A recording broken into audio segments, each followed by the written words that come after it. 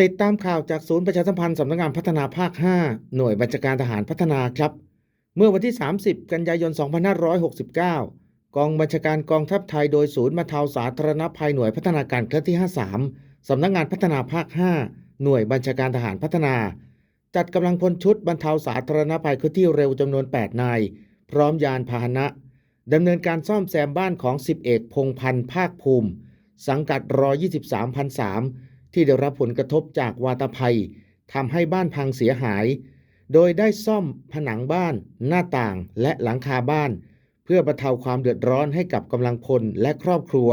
โดยสามารถปรับปรุง ซ่อมแซม ให้กลับคืนสู่สภาพสมบูรณ์ และอยู่อาศัยได้อย่างปกติ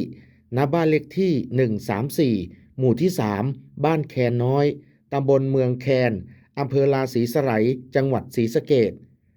ขอบคุณภาพและข่าวจากฝ่ายประชาสัมพันธ์หน่วยพัฒนาการเคลื่อนที่ 53 ผมจ่าสิบเอกพัฒนพงษ์บัวงาม ศูนย์ประชาสัมพันธ์สำนักงานพัฒนาภาค 5 หน่วยบัญชาการทหารพัฒนารายงานครับ